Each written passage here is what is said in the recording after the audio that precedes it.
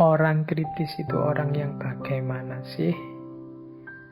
Yang pertama, orang kritis itu orang yang mampu menggunakan fakta-fakta, data-data secara tepat dan jujur.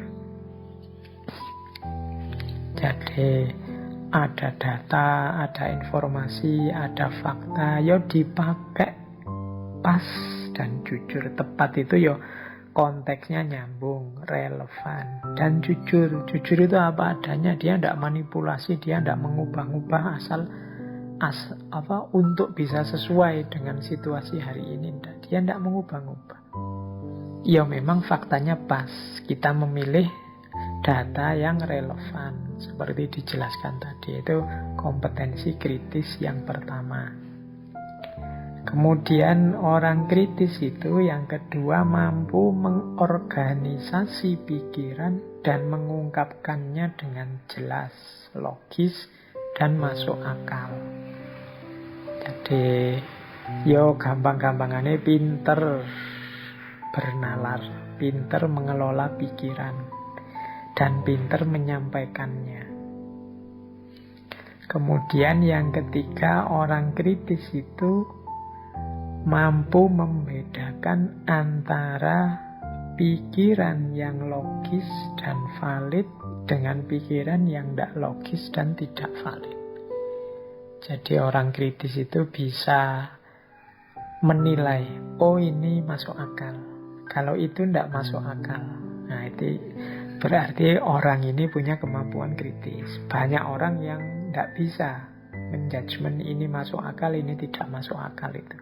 Mungkin karena terhalangi oleh ambisinya, terhalangi oleh idolanya, terhalangi oleh apapun, sehingga dia tidak bisa membedakan ini logis atau tidak logis, ini masuk akal atau tidak masuk akal, ini valid atau tidak valid.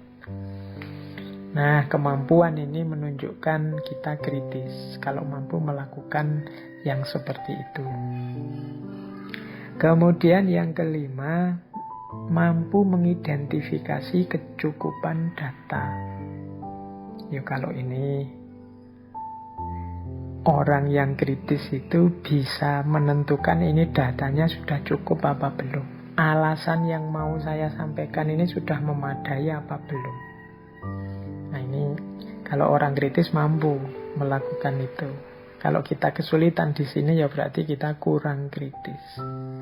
Saya tidak bilang tidak kritis ya, karena insya Allah kita punya daya kritis di level kita masing-masing. Nah di antara cirinya tadi mampu menilai cukup, oh ya kalau alasannya itu cukup sudah, argumennya itu, datanya itu menurut saya sudah cukup. Tapi kalau masih ini belum, misalnya problem mengapa orang se-Indonesia sekarang mudah marah misalnya, terus datanya hanya dari grup WA teman-temanmu sendiri. Di grup WA saya itu isinya orang marah-marah terus hari ini. Nah, ya kalau datanya seluas grup WA yang maksimal paling isinya berapa orang, mungkin belum signifikan, belum cukup untuk menyimpulkan sebagai dasar untuk orang Indonesia. Nah, oke, itu kompetensi kritis yang keempat. Yang kelima, mampu menyangkal argumen yang tidak relevan dan menyampaikan argumen yang relevan. Relevan dan tidak relevan saya jelaskan tadi ya, sesuai dan tidak sesuai, cocok atau tidak cocok dengan situasi saat ini.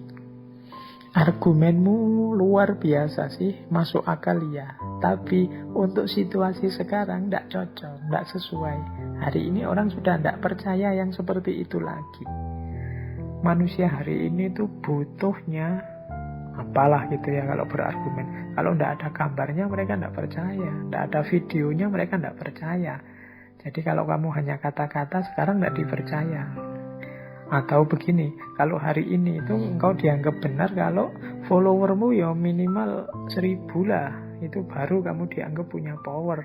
Tapi kalau kamu tidak punya follower ya hari ini jangan marah kalau pandanganmu dibantah dan lain sebagainya. Ini namanya mampu menunjukkan relevan atau tidak relevannya argumen.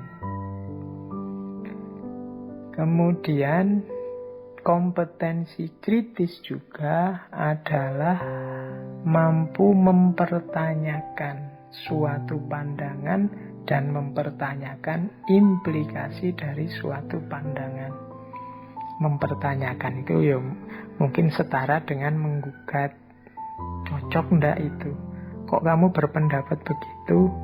Alasanmu apa? Wong menurut saya gagasanmu itu gagasan yang nanti hanya akan merusak kehidupan kita bersama.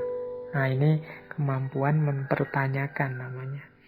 Kok kamu bisa posting seperti itu? Ini kan situasinya sudah keruh. Kalau kamu posting terus yang seperti itu, nanti tambah keruh, tambah panas. Apa kamu memang ingin kita ini meledak, saling serang, saling bunuh, dan lain sebagainya? Ini kemampuan mempertanyakan. Ini juga menunjukkan kita tergolong pemikir kritis.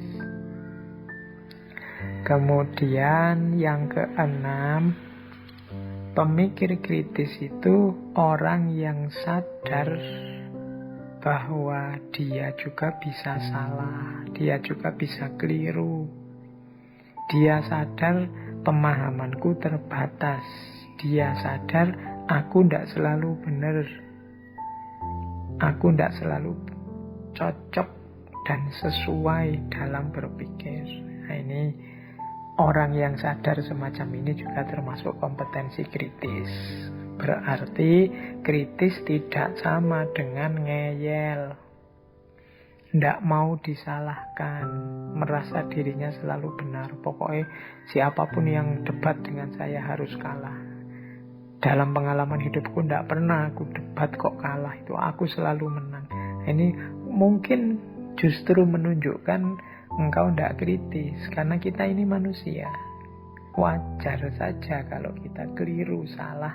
Kalau salah diingatkan ya diterima. Nah, ini kalau kita punya kualifikasi seperti ini ya berarti kita masih tergolong orang yang kritis. Oke, ini kompetensi kritis. Yo, mari kita tengok diri kita. Kita sudah punya kompetensi yang saya jelaskan ini apa belum? Kalau belum, apalagi ini teman-teman para akademisi, ya monggo latihan untuk kritis. Karena pengembangan diri dan juga perkembangan ilmu itu tergantung banyak pada kemampuan kita berpikir kritis.